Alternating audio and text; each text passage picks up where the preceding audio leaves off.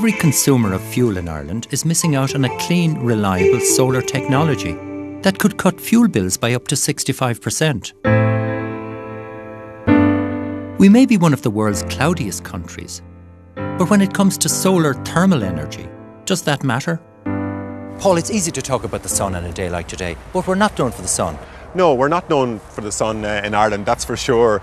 But a lot of the technologies that we're speaking about here are not reliant on direct sunshine. They can take daylight and convert it into heat. So I think the most important thing is to focus on heat in your house. The nice thing about solar panels is that they really give you oceans of hot water during the summer months, but they do need a backup system in winter. So a combination of a heat pump and solar panel, or a wood pellet boiler and a solar panel, are really nice environmental solutions for any householder. One country where solar has really taken off is Austria, where the sun's energy has been used to generate power and heat for decades. With over 40,000 homes using the technology, it's become part of Austrian culture.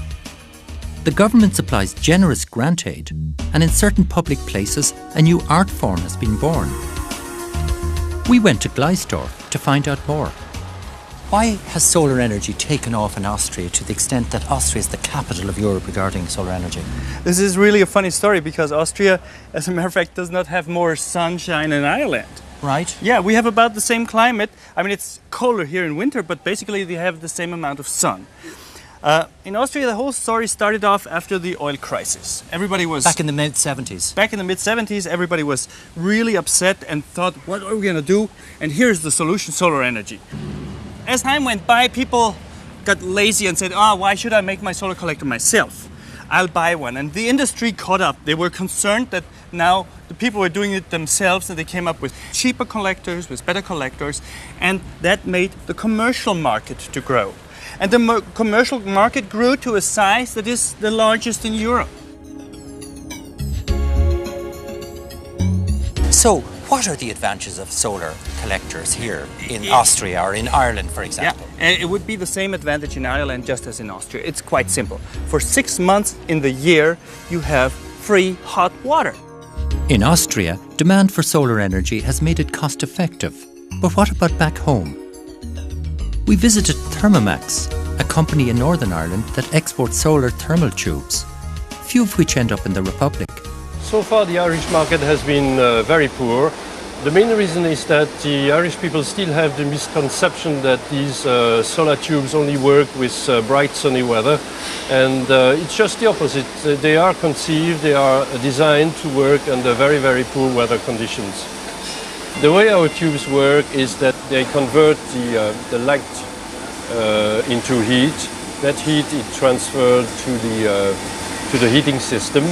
Usually that heat is stored in a tank, and you can use that warm water for different kind of applications. One advantage of solar thermal is that it works as an add-on technology. They would work alongside oil-fired heating systems or coal-fired heating systems, any system that produces hot water. We've seen solar energy work in Austria. We've heard about its potential in Ireland. Now let's see it in operation. We got the solar system installed just over 3 years ago. It only took a day and a half to install. It was very quick and very clean. Every morning just when I get up, I press a button to find out exactly what the temperature of the water is in the tank. And if it's over 43 degrees, I know then I don't need any backup on, and I have enough hot water to me the next morning. We've found that we've been able to cut the consumption of oil for our heating down by almost half, from 1,800 litres per year till 9. The cost of the average installation for a household of, let's say, 4 people is around 3,000 euros. I think one of the most cost-effective solutions and one of the newest technologies are heat pump systems, extracting heat from the environment around us, from the air, from the ground, from water around us. And there are some very, very cost-effective heat pump units.